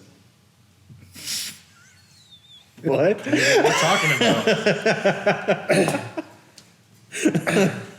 Well, so, I mean, I'd say, if you don't use your rig a lot, the tires might rot off and then you lost get some flat tires. spots in it, like I Flat, have in mine. there's that.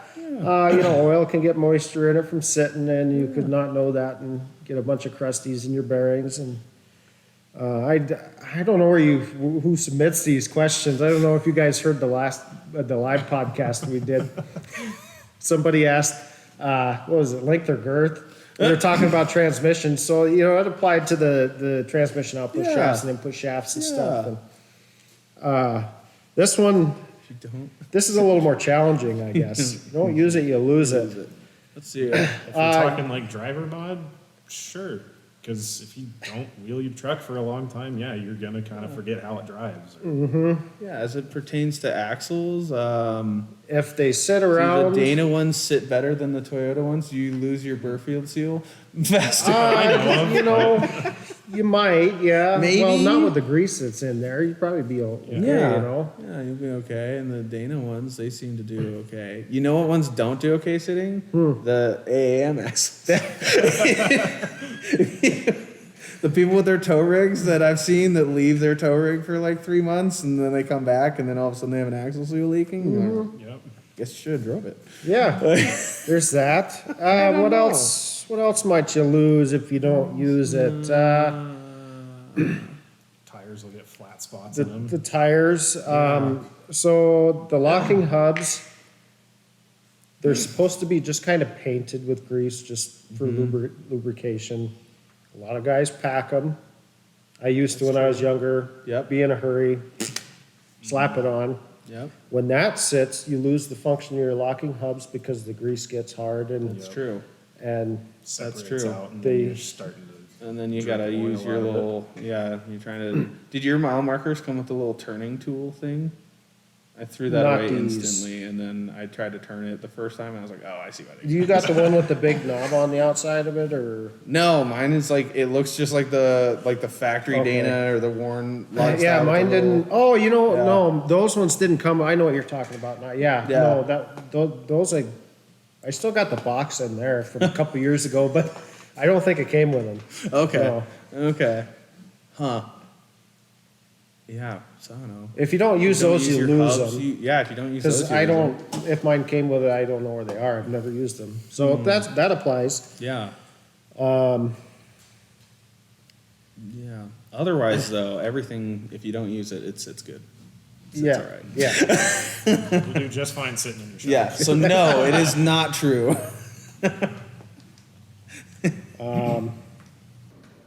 Yeah. Do we have any other talking points or input to? Oh, you guys covered a lot of great information. I think also kind of came full circle and kind of came to a conclusion at the end. Can't really think of anything that we should add to this. I think you guys did a good job. Can you guys think of anything to add? Any shameless plug? Go. TorqueKing.com. I was going to let you shameless plug yourself.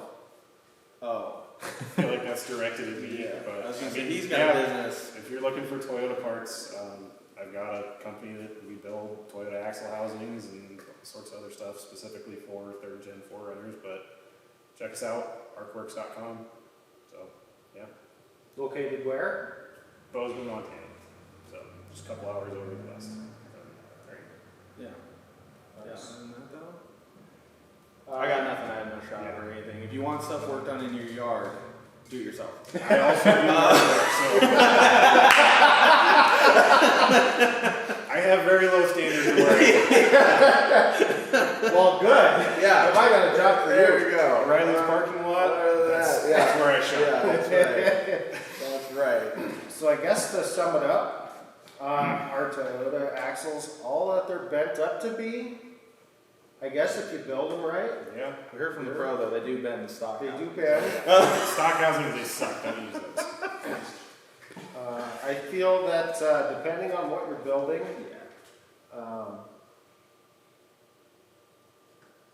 more or less couldn't go wrong either way. You just got to kind of pick which negatives you want to go with. You break a third member in a Toyota, probably a bad day. I mean, speaking from pretty recent experience, you can swap both the front and rear in about 3 hours in a parking lot and then go wheeling the next day. And that included welding the replacements into the spools. It is doable. Yeah. It's like, I think you really just got to be honest with yourself as what your driving style is going to be and what your truck needs to be built as, and use that to pick and choose your parts. I'd say that, and what kind of budget you're balling on. If you've got all the money to toss it in, then, and you're running a narrower rig, like obviously if you have a full size, dear God, don't put Toyota axles in there. But that would be really cool to see though. Someone rolling up in like a big old Dodge and then just.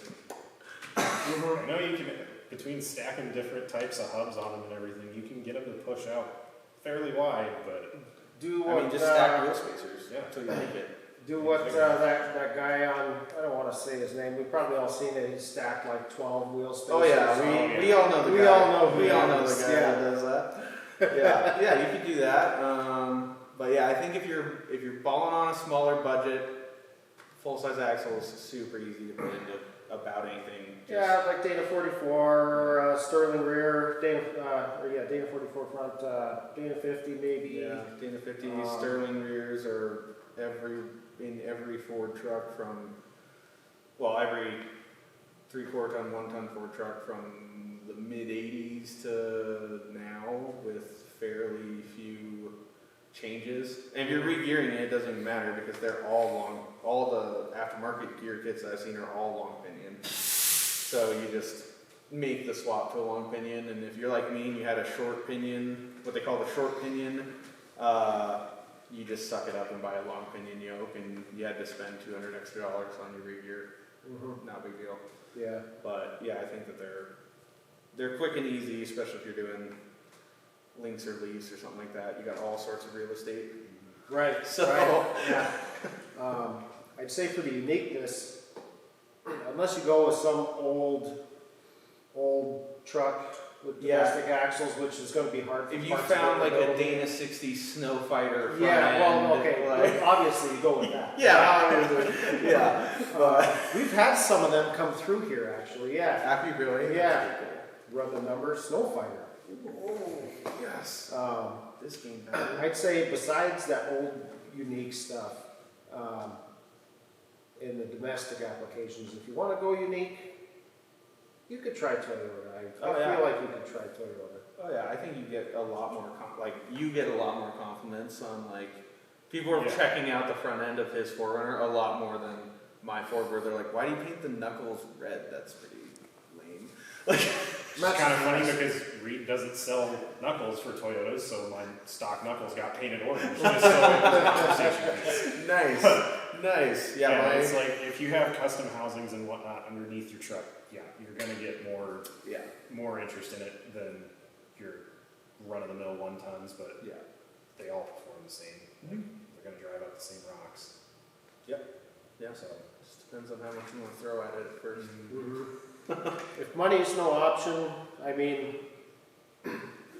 like a Dynatrac axle or I think Currys are cheaper. No, I think Currys are cheaper, aren't they?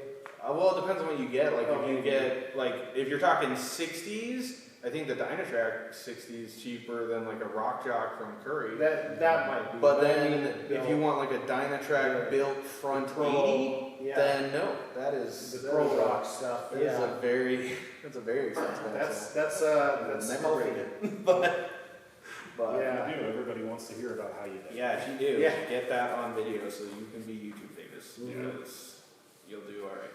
Yeah. I think that's a shout out to the same guy you cited earlier. Yeah.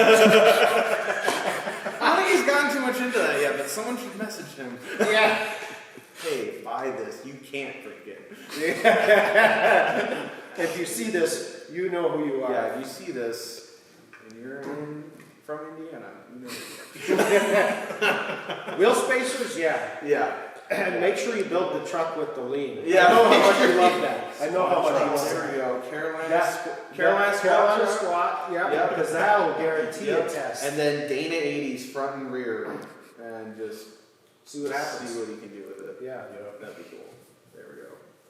That would actually be a productive show for him. Think he'd do that? Because most of what I've seen hasn't been productive. No, that might be a little too much R&D. Yeah. Too scientific. Yeah, a little too scientific on that. But that'd be cool. I'd pay to see that. No, I wouldn't. I would watch it for free on YouTube. Yeah. absolutely. All the videos are monetized, somebody's That's getting right. He's getting paid. paid. Yeah, You just gotta send through a couple ads. yeah. Anyway, I guess that about wraps it up. Yeah, I think so. All right, thanks guys for coming all the way out here and chatting a little bit. No problem. Thanks for the invite. Yeah. Thank you guys for watching and listening. We'll see you on the next one. Thank you so much for tuning into this episode of the Gear Talk podcast. Wherever you are listening from, we sure do appreciate it. Leave a comment with any ideas you have, and we'd love to hear from you. So follow us on the social media, subscribe to our YouTube, and please consider Torque King 4x4 for your next drivetrain purchase.